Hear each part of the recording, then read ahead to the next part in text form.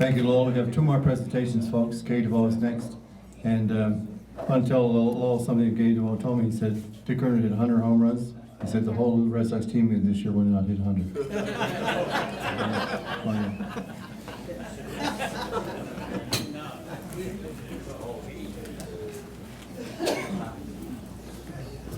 Hello, everyone. For all you people who don't know me, I'm gay. DeVoe. Anyway, first, I got a message from the bartender. There's a car out there, Kia Soul, EJK 830. Got to be moved. All right. I told you. Okay. I'll get the break here. I'll tell you in a minute.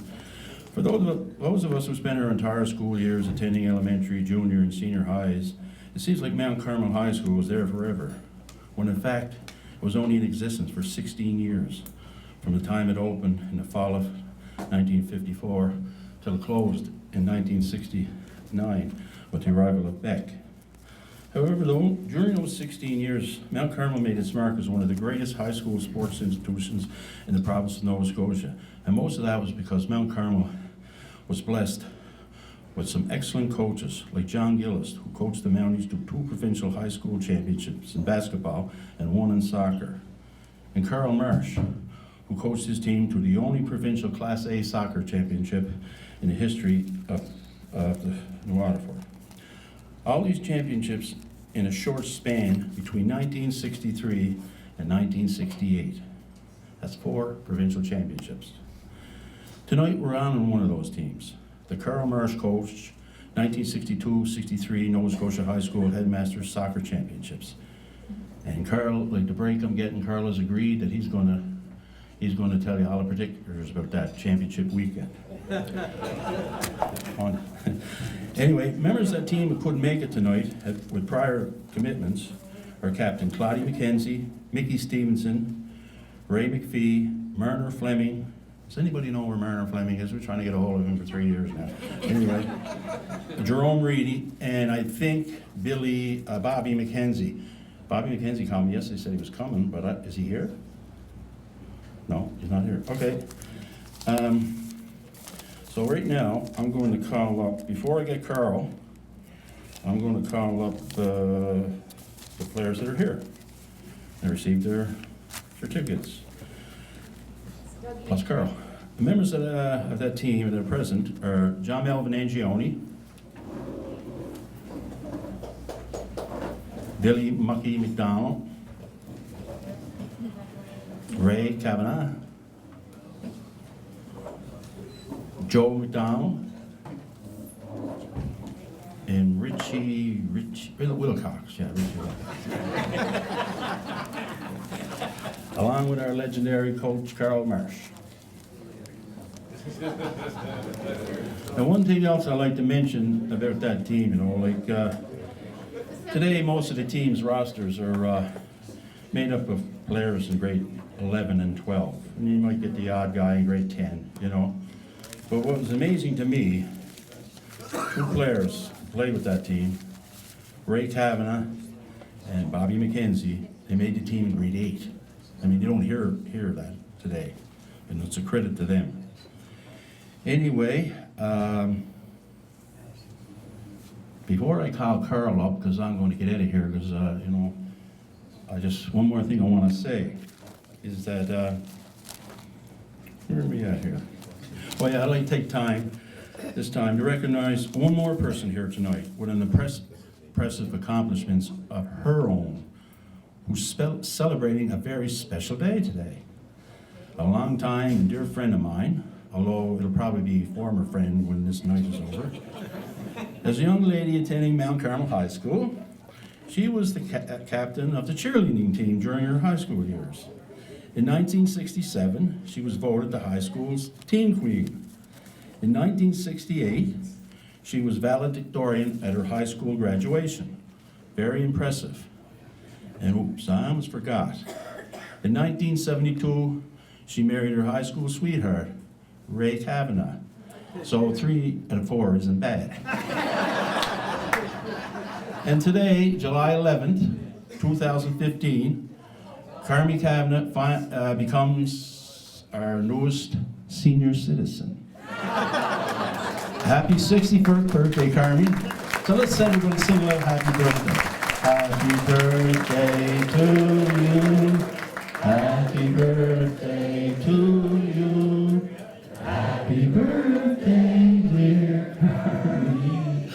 Happy birthday to you. So now, I'm going to leave it all up to Karl, because he's going to give you all the particulars about that championship weekend.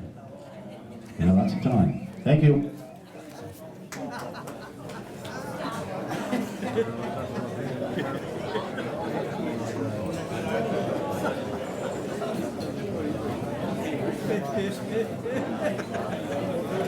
Very quickly.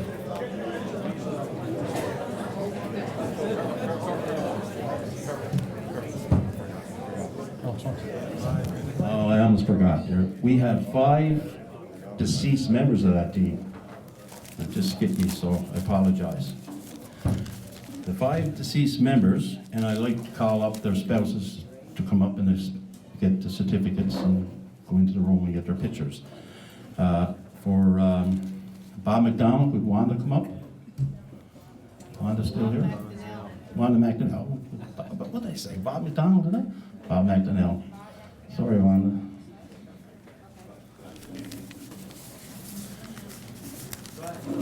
For John Blair Hutchinson, his sister Doreen. Okay. That's my fault. Tom O'Leary, I don't think there's anybody belonging to him here. Gary McDonald, Sharon. You got it? Okay, I'm behind. And Lloyd Steiger, Darlene's wife.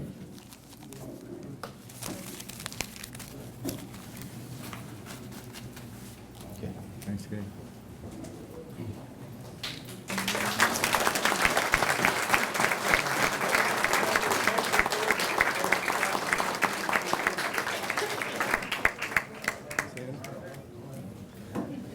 Here comes Karl.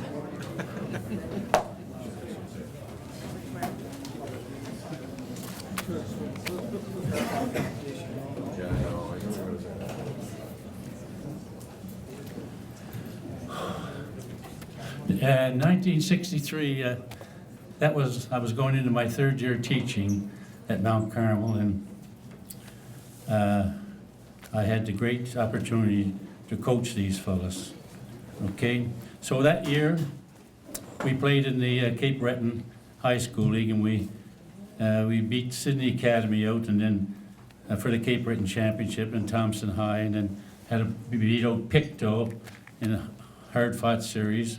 And then we were supposed to host the provincial championships, but our field was kind of, as they call it, the rock pile, because it wasn't grass or anything. It was declared ineligible. So they gave us, I think, 2 weeks to say now they were going to have the tournament in Bridgetown, and that we were okay if we wanted to go up and play.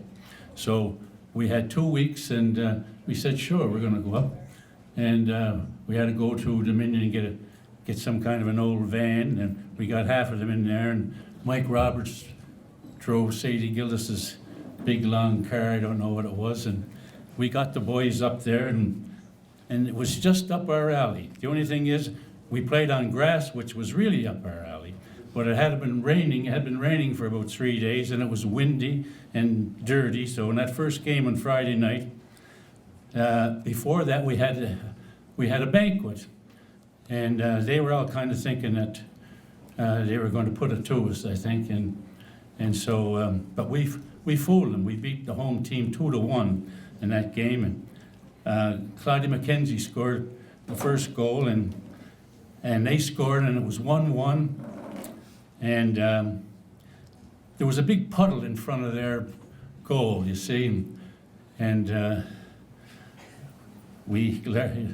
we were going pretty good up and down, okay?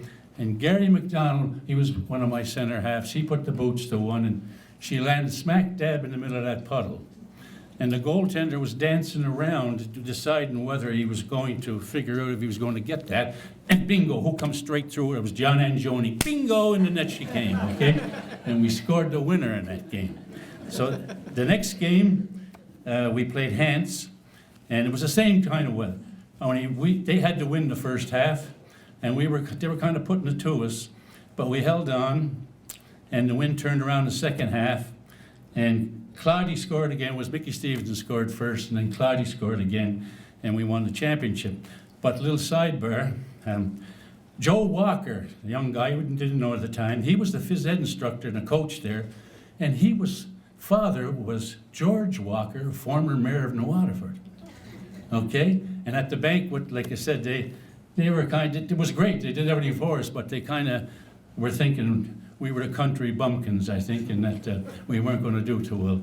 But our fellas, I was never more proud of anybody in our life. But the thing was so great was that the weather was terrible, but we had the grass, which was even, they weren't used to playing on the grass. They were slide tackling and everything, our fellas, and thought they died and went to heaven. So all I can say is that during the year, and we're made up of we had a great team, and Ray and Bobby MacDonnell were two of our younger fellas, but we had a great team. We practiced all year and played all year in the rock pile. We just got in Waterford, you see, because we were declared AAA only by about 5-6 students at that time, because we played in that great Waterford. One of the worst things about amalgamation was we lost in Waterford, Mt.Carmel, Central, and St. Agnes teams for playing the sports, soccer and basketball and so on. Eh? So we were declared, so we had to go AAA. So we just, Central beat the Academy, beat St. Agnes, just beat them. And we played Central with George Hughes and them in the final for the Waterford, and we only beat them 1-0.